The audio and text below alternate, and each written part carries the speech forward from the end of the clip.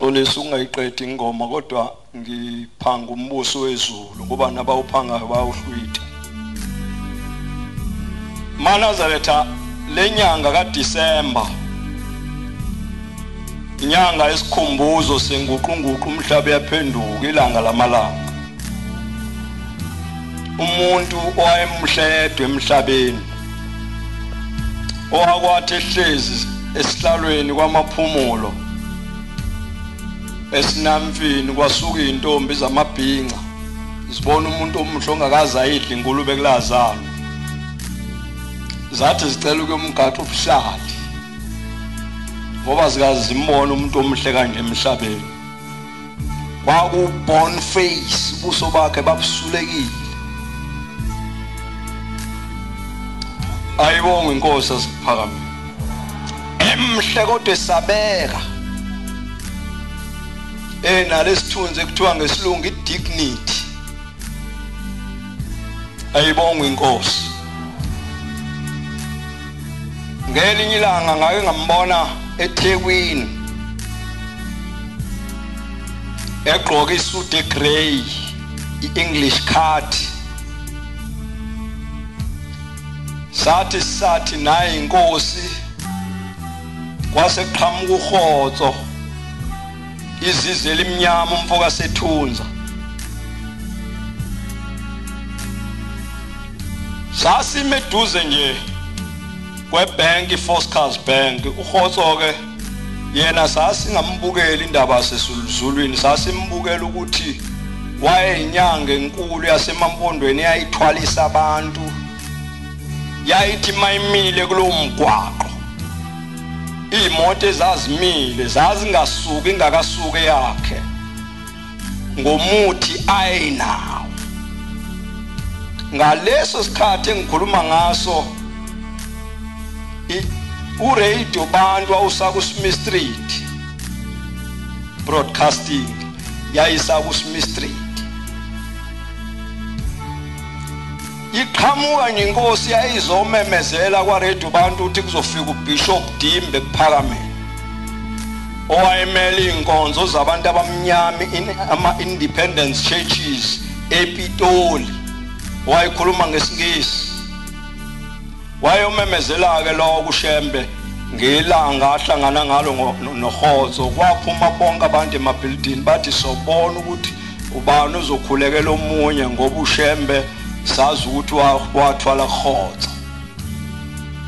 Kodwa kwaba inkinga mayiqhamuka le ndoda yasezulwini uBhazayiyeli wasezulwini uyanele yamthi nje inhlanga amehlo yamjikijela amehlo asezulwini washaya indesheni wathi baba Nkosi yamakhosi ngoba uShembe baba wethu sonke emhlabeni.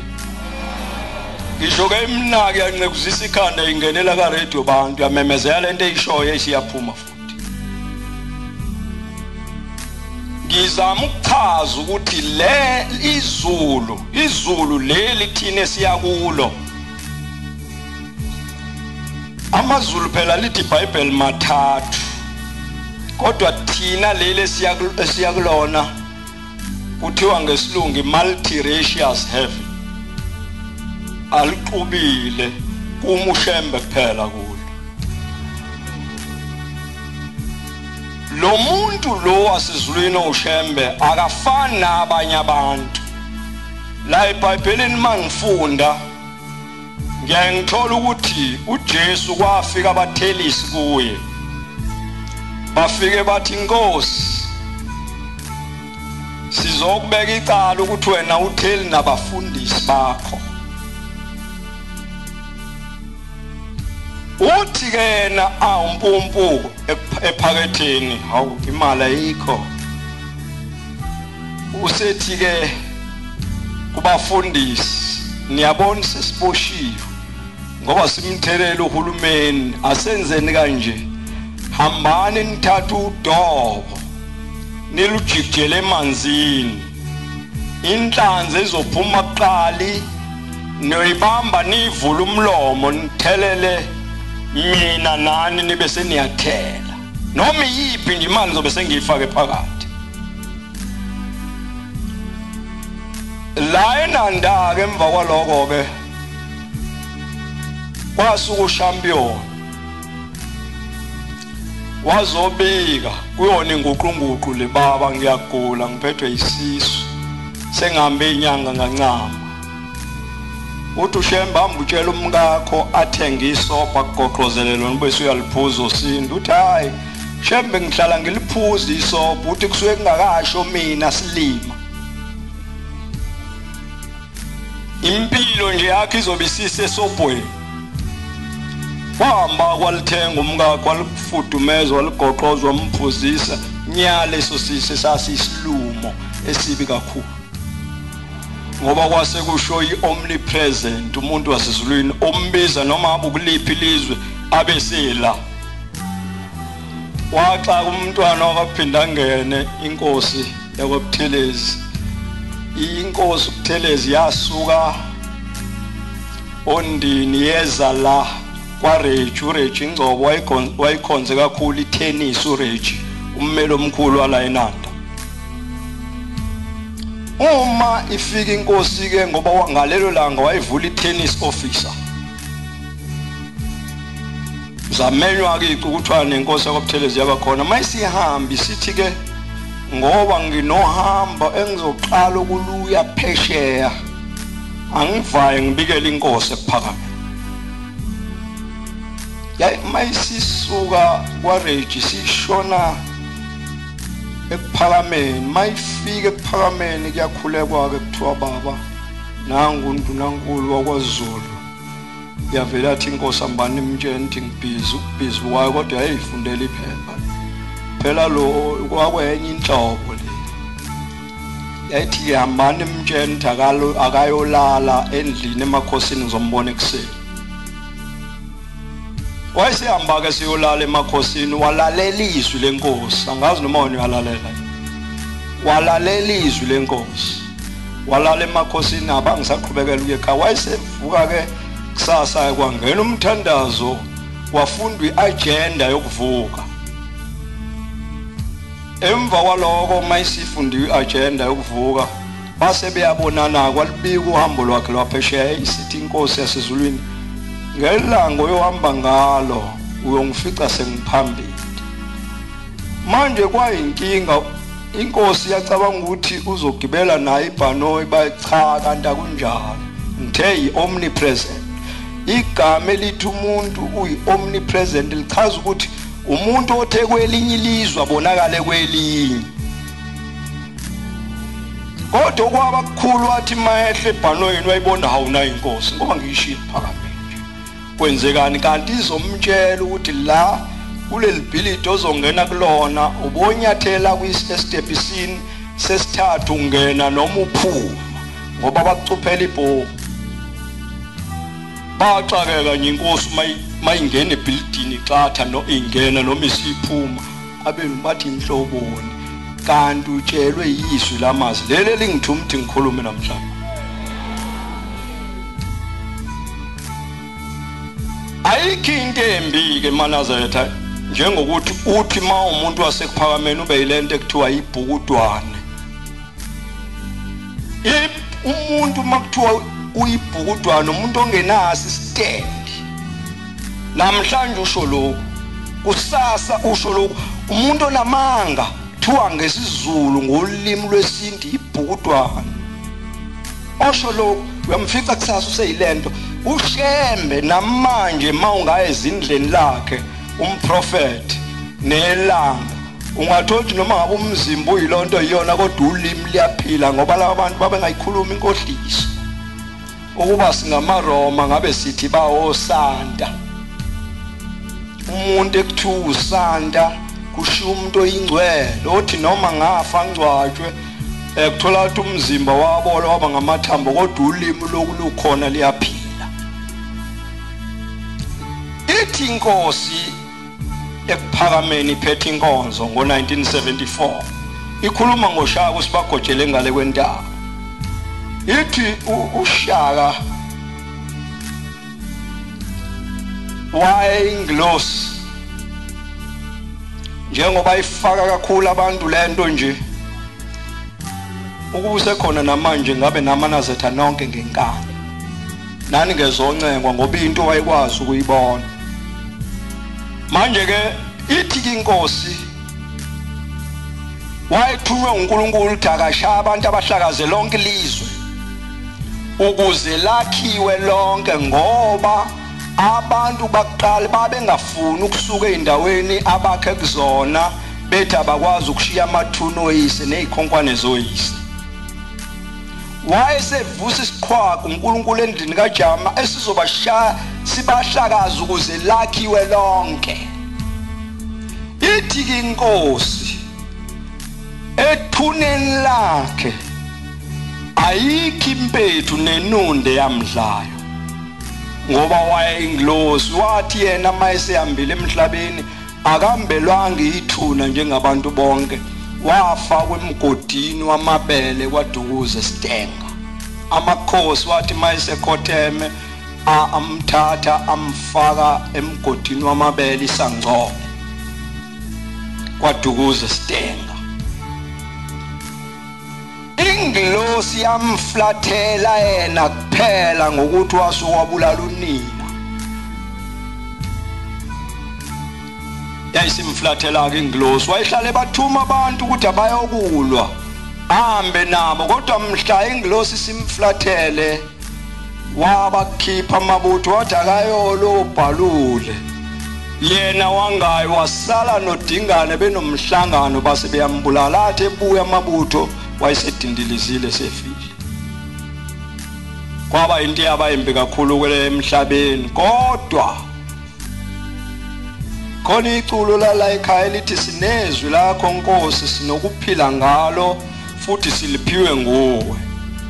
Elinye lithi besonile thina sonke Nkosi ebusweni bakho sikhonza ithixwana izinto ezingenamsebenzi. Abantu baqala iziningi izinto ababezenza, kodwa ezimbi kwakuthi noma kuzelwe amawele elinye kuthiwa lidingiswa igabade lingcwatshwe phambi komnyango, lele lisele kubula umuntu engenze lutho lizogezelwa phezulu kwaleli kuthiwa kwenzela ukuthi liqine, leli kubula umuntu engonanga lutho. Uthi kushembe umuntu onamehlo asezulwini besonile thina sonke ebusweni bakho Nkosi sikhonza ithixo zethu, wasihlenga wena Nkosi ngeSabatha njengoba efunda umvangelo unjiyeli agenda. Ayikho la ekhaya into engenayo agenda. Uma kuyiSabatha makufunda umthandazo uyezwa ukuthi kukhulunywa ngeSabatha, makulala nathi uyezwa ukuthi kukhulunywa ngolala nathi, makuvuka nathi uyezwa ukuthi kukhulunywa ngovuka nathi, ngoba lento uShembe wayibeka as is. Wayehlakaniphe kakhulu umuntu wakwazi ukuthunga ikhulu. Ngabuzwa enye indoda yathi awungitshele babuchilizi imithetho yasePhakameni mingaki. Ngathi imithetho yasePhakameni u90 bese sithatha u10 commandments, imithetho elishumi eseBhayibhelini sihlanganise la bese kuba yini ikhulu. U90 plus 10 kwenza bani? Ikhulu. Bese ke lelikhulu lithungwa imicu le yenziwe ibe ikhulu bese ithwala amakhosikazi emgidini. Athi lapho ma usho nezalukwazi la se la shena uzizalukwazi isho njalo zifaka amakhulu. Ayibonga Nkosi yasePhakameni. Manje ke iloko ke Manazethe esikhulumayo ukuthi lenkolo yasePhakameni iyafungelwa njengokusho kwemibhalo 6 ivesi lokuqala lithi uma usuthatha isifungo sobuNazaretha yakutshwala lathi ilanga ePhakameni mawufuna ukuba isilimo ubodla utshwala. Ngelinye ilanga labizwa inkantolo yaseVerelem. Shembe ngicela ukuthi abafana bakho basebenze la inkantolo ngoba bafundile. Yathi inkosi angifuni ngoba yini yathi abafana bami bayaphuza ukuthi ngelinye ilanga edaki wahlanza utshwala enkantolo bese nibhala ngamagama amakhulu nithi uShembe uhlanza utshwala enkantolo ningabonisasho ukuthi inhloboni kaShembe. Kwaye kwaphuma ngelinye ilanga abafundisi kwake waphuma ngelinye ilanga ukuthi uShembe umethisa uBrenda ephephe. Manje abantu engisebenza nabo bathilisa ukulibona iphepha begijima bejabulela lento ukuthi ukuze bangithole namhlanje. Ngathi mina aya ngalibona iphepha, ngisho ngilibonile. Ubohlakanipha mawumuntu. Ngisho ngilibonile. Awalibona bagijima abantu bawalanda amaphepha emalokheni babuye bathi nangu uShembe usemithisa uBrenda. Ngithi mina hayi bese ngimthatha umuntu ngoba sengifundile ukuthi kwenzekani. Mase kufundisiswa kahle hayi ingane yentombazana kuyena nalomuntu wakwaShembe. Selitheni iphepha uShembe umithise uBrenda ukuze lithengwe masinyane. Kukhulunywa into engesilona iqiniso. Intatheli manazetha masifika la umuntu mebuza noma yini ungamtsheli noma yini ngoba asinayo imizwa enkolo. Umuntu onemizwa ngalento esiyakakhulumi noma yini. Kisho kuthiwa kunento ethize baba usuhamba unkefuza ngoba uyibhukudwane. Uyibhukudwane ukukhuluma noma yini. Lento iyifa lasezulwini lento esiyiyo inezitho ezixaka ukwenza emhlabeni. Khona manje mangafunda uJeremiya 1 verse 10 ngisho uHulumeni imba ithi lencwadi bona ke ngikumisile uyayibona ukuthi manje itshela umuntu wasezulwini acabane noHulumeni ngikumisile phezulu kwezizwe zonke naphezulu kwembuso ukuthi umbuso ongawuthandi wena Shembe uchithe ubulale utho uthandayo uwakhe utshale. Into yokuqala uShembe angayifuni ukudakwa. Mawudakwa nje suke eduze kwethu. Amakhosi alandela uShembe ayeka phansi indaba yokudakwa ngoba ebatshela ukuthi mawinto inkosi uphuza uzoshesha ufe ngoba upoison lo. Wafundwa amazwi ahlanu Playo 31 verse 4. Akusiko kwamakhosi ake nifunde. Hawu usekhona mvakela maka. Akusiko kwamakhosi ukuphuza ongamandla kuthiwa amakhosi akufanele aphuza. Ubone ngisho izikhulu zaseParliament ngeke babone nje osuma bedakiwe. Nobuthelezi bedakiwe ngeke uzibabone. Ngoba into yabantu abangelutho. Funda baba. Funda mvakela wenkosi. Akusiko okwamakhosi. Ngithe amazwi ahlanu Playo 31 verse 4 ithi lencwadi akusiko okwamakhosi Lamuel akusiko okwamakhosi ukuphuza iwayini. Akusiko nokwamakhosi ukuphuza iwayini. Akusiko wezikhulu ukuphuza okunamandla. Akusiko nokwamakhosi ukuphuza okunamandla. Funa aphuze awukhohle umthetho. Ngoba amakhosi azophuza khohlwe umthetho. Onakalise yonke indaba yabo bonke abahluphekayo. Uthi umuntu mayehluphekile ezothethelwa icala inkosi ithengwe ngokugoloka ayisekho ke lo. Nikukuphuza okunamandla, nikukuphuza okunamandla kuloza kuvele lo impilo yakho asathe udokotela njalo ngosuku bothola iniphu wena ubimpilo yakho isibucayi. Nika iwayini nakulo nosiza. Nakulo hluphekayo onosiza aphuze qhubeka aphuze akhohlwe umpofu ba. Into yabantu abayizinathi angakhumbuli lutho. Ngiyabomba ke ufunde kamnandi kakhulu ba. Yinto yabantu abangelutho mawufuna ukuba isilima nje phuza. Phela masikhuluma imfihlo ngaba nibahle kanje uba niyadaba. Ngabe inhlangakazi niginqika zonke insuku uba niyadaba manje uShembe akayifuni lento. Jeremiya 35:5 ake niphuze ake nifundele encwadi ngisakhuluma ndaba ukuphuza 35:5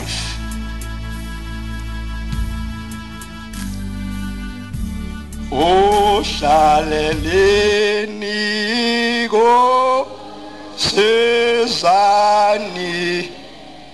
Gosizani o Jalele Jaleleni go Sizani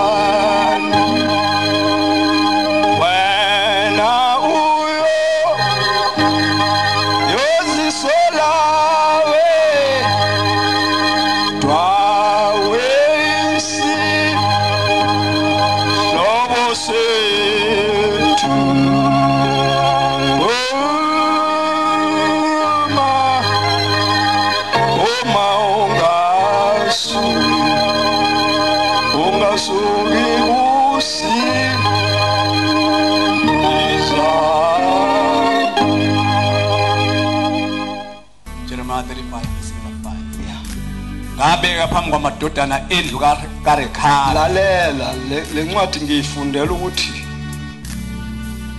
notshwala besiZulu njalo abulungile. Ngabeka phambi kwendlu yabaRekhabi amagabha egcwele iwayini izindebe bona bekhiwa kanje ngezindebe. Ngathi kubo phuzani wayini. Kepha bathi asiyuphuzi wayini. Ngokuba uJonadabi indodana kaRekhabi ubaba wethu wasiyala wathi ningaphuzi wayini nina nabantwana benu uze kube phakade. Igama elithi phakade lisho into eyi-LTD engapheli.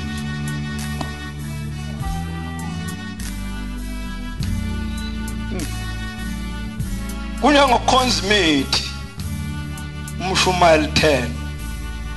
Wayibona imithi ayikho into engcole njengenyanga. Omunye umuntu wathi esenyangeni kwasekunyelezela inja. Iyabe yabonakala inja ekade eyibona yonke lemdlwane seyisikwa amadlebe isivuza igazi. Mayethu uyabuza ukuthi hawu lenje isikwe yini amadlebe? Ithi inyanga ngizokwakha umuthi ozodliwa wuwe. Nilona langa ahlubuka ngalo enyangeni wangena ekuphakameni lomuntu wathandwa. Mshumayeli 10 ivesi lokuqala. Inyanga ikwazi ukudlisa umuntu into naye engafuni ukuyidla. Ithi ayidle umuntu. Babona abantu begula njalo leyo izimpukane ezifile zenza amafutha enyanga yemithi anuke kabi. Lisenethi funde kamnandi kakhulu mbangela. Izimpukane ezifile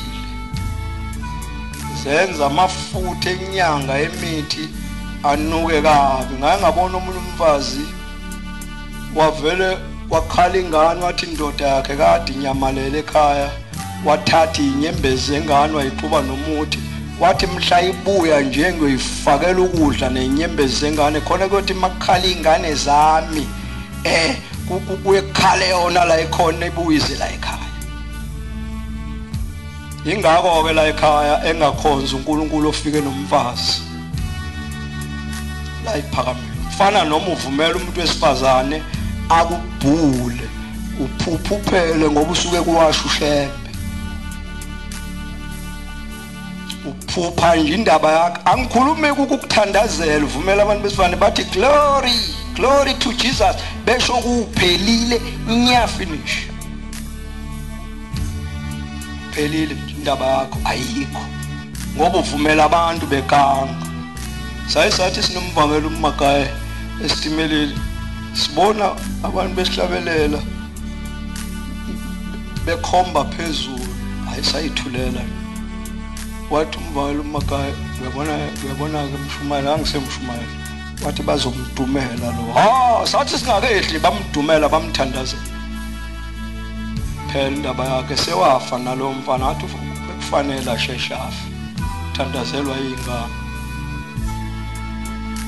Ekuphakameni nje uThixo uzwakale ngomfazi simkhosi ngoba ushembe uyindoda yasesilwini. Inkinga yento le esikuyo thina. Washo njalo umfundisi umthetho wathi umanga la sikhona. Wayiqinisile nami ngiyabona.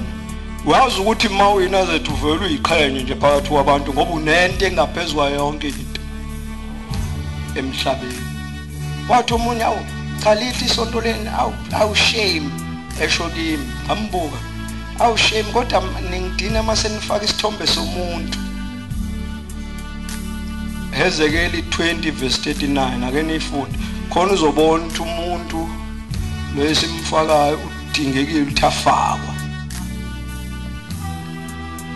Imali yaseswazini nesithombe senkosi sobuza. imali yala eSouth Africa sekukhona nesithombe sika Mandela no Tito Mbowe. Uyabona ukuthi umuntu memkhulu uyafakwa. Funda baba Ezekeli 20 verse 39.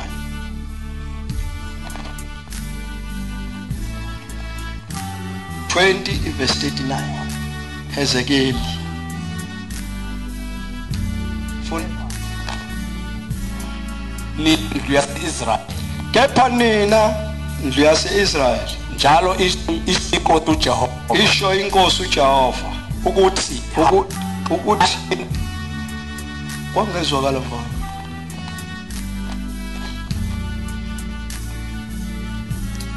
Ngifuna kuzwakale kahle.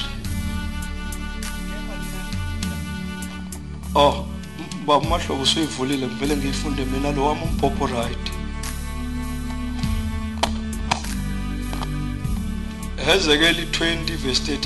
Kepha nina ndlu yase-Israyeli njalo isho inkosi uJehova ukuthi hambani nina nikhonze ilo muntu izithombe zakhe. Ayibonge inkosi. Hambani nikhonze lo muntu, nikhonze ngisho izithombe zakhe. Ayibonge inkosi. Sulungile umbhobho. Mawusulungile umbhobho nizongifundela incwadi. Uyabona amanazetha mayikholwa kuNkulunkulu afanele ahambe odwa ingekho inkosi phakathi wabo. Nezinyosi azihamba inkosi yazi ingekho. Manje sizofunda uExodus uzwe ukuthi bathini kuMose 18:14 uzwe nje ulalele ukuthi kuMose bathini 18:14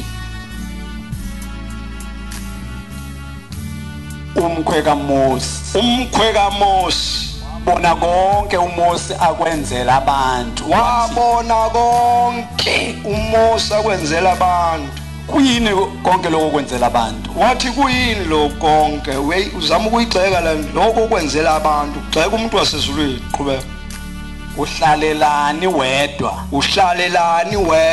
Abantu bonke beza kuwe. Lokukwasa kuze kuhlwe.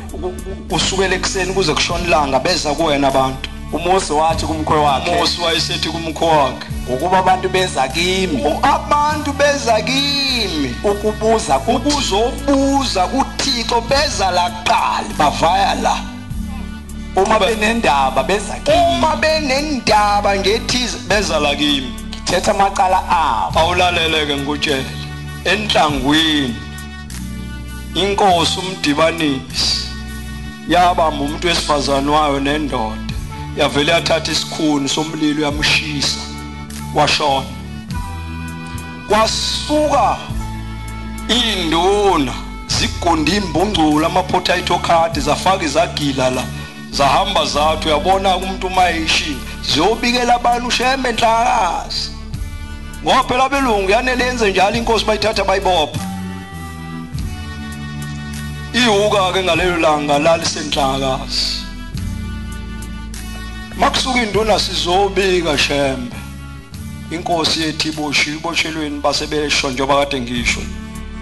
Yayisithi inkosi yasePhalamende pho njengoba nizeke imi nje kanti mina ngiyijaji bathi wena uyijaji lasezulwini.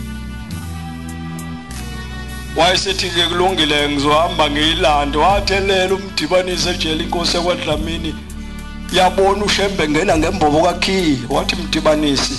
Wathi mdibanisi induna zakho seyifikile kimi enhlakazi azokudedela amabhunu ekseni ngo9. Wathi uyabatshela laba boshwe nabo bathi hawu kusho ukuthi inkosi uyaqala nokuboshwa uhlanyiswa ijele. Ijeleke vele liyahlanyisana umuntu umeqala phakathi. Uyabona nje mfana noma ufoma mawufoma nje uqala ukuboshwa into yokuqala into eziyenza kuwena nje iboshwa zivele zithi uyabona ke la endlini sophathwa uwe. Zenzela ukuthi make kwenzeka noma yini zikugwaze ngesipuni. Fana noma ufoma ufike esontweni vele kuthiwe wena uyabona uzoba usihlalo abafundisi abadala. Uyafoma bakufomise wehle wenyuku ubhayize uphele inyama. Ungawusihlalo kanjani wami ungawazi umthetho wasephambili? Ngoba phela uyafoma uyinyuka. Manje abayiboni lento benzela ukuthi make kwathiwa ushembe uphethwe iflu khwelwe phezulu kwakho ngoba uyafoma. Izinto awuzazi. Funeka into uyazi ukuthi lento imi kanjena sikhulele kulona isonto bafowethu. Izinto eziningi siyibukile ukuthi la ekhaya uyazi ukuthi la ekhaya ushembe kuzoba yilo kuvele kukhonjwe mina. Ngizokutshela into esimple elula. Ushembe kuzoba ilanga kwakhonjwa uBenjamin. Athi bamkhulu mayiqhamuka uBenjamin, awunayo inkosi yamaNazaretha abantu abami, nayo inkosi yamaNazaretha. Bamshaya uBenjamin bamshaya ngophoyizeni. Uthe mayisihambile emhlabeni mayiyobikela ukuthi uBenjamin amsekho, ithi yazwakala isithandaza. Ithi inkosi yezulu mayithandaza, ngiyabonga Nkosi ngoba umkhonto bowuzocima ilanga uphebezile noma uphebeze kabuhlungu. Enyangeni yezulu kwakhonjwa uphakade. Ayiqhamuka uphakade inkosi ishintsha imbala. Uyabona kube ngathi khona into ezoba khona bamshayelela ngesipikili. Wahamba. Kanti kuvikelwe uvemvano olumabalabala. Uyayibona lento ukuthi ijulile indaba sekuphameni. Ungayizeli ngobuso. Kuthi ngokukhonja ubhuti inkanyezi. Wazwahanjiselwe emgidi. Sayisacha kusho ukuthi inkulu indaba. Uyabona kanti lutho wavela wahamba. Kanti kuvikelwe indaba enkulu. Asazi ke kuyona ukuthi emva kwayo kokhonjwa abantu. Indaba yala iphakameni ijule kakhulu ungayizeli ngobuso. Ngoba uzolimala. Ungalokothi mafana noma kukhulunywa indaba zakhona musu ugaxela. Ube usiyazi ngoba uzozibona usuku enkulu inkinga. Ungayikhuluma futhi into unga-authoriziwe ngayo la ekhaya. Ngoba kusezulwini la. Leli bandla ukuba kwakungelo muntu ngabe kade lapha. Manje likhona ngobe la sezulwini lakhiwa khona le khona ingoma ejwayele ukuculwa umfundisi wethu uNtini ethi wozani nonke izizwe selibasiwe. Khona ivesi elithi leli zulu lalungiswa umhlaba ungakabe bikho. Mina ngivele ngidabuka kakhulu ngomuntu maye ibhukudwana. Mina akubefundisa akekho ukusisa izinto njengami. Ngisho uhalalisa mawuhalalisa ngobuconsi ngiyakubona. Noma ufarisa ngikubona ukuthi hayi le inkonzo umfarisi. Umuntu umfarisi ngimbona kalula. Noma kukhulu uyenze ngathi ungakwena uvikela wena kanti hawe kudayisa. Fike kubangani bakho sengimayine ngamqeda. Yini ke umfarisi. Umuntu umfarisi. Umuntu mawumthanda bomthanda mawungamthanda uvela uyeka.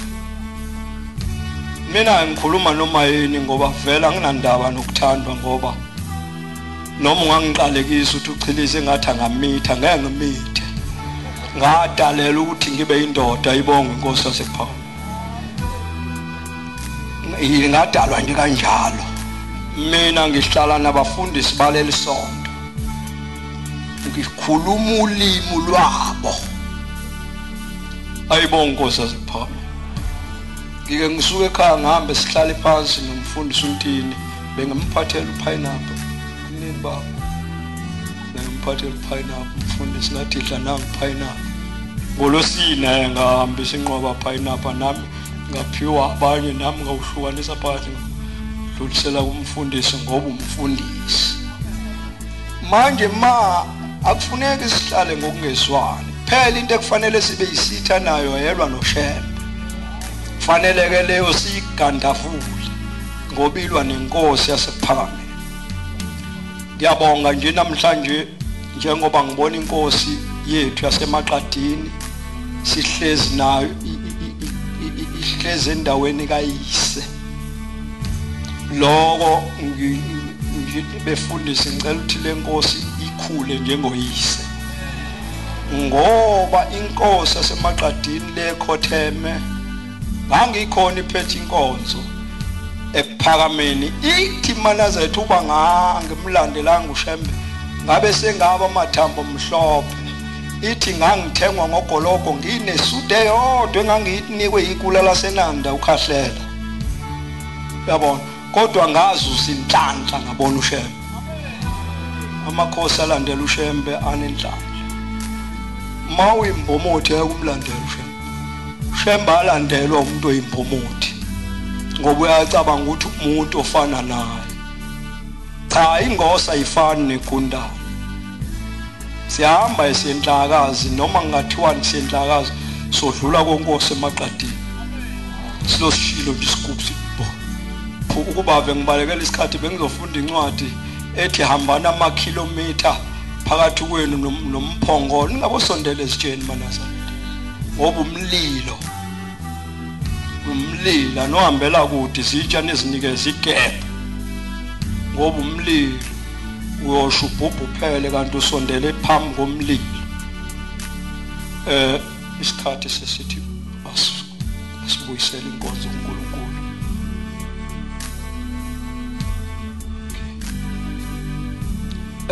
sizocula ingoma ka225 inkosi sibusa uguqa wangcwele emva kwayo abefundisi bazobe sebebuyisela inkonzo uNkulunkulu namhla mina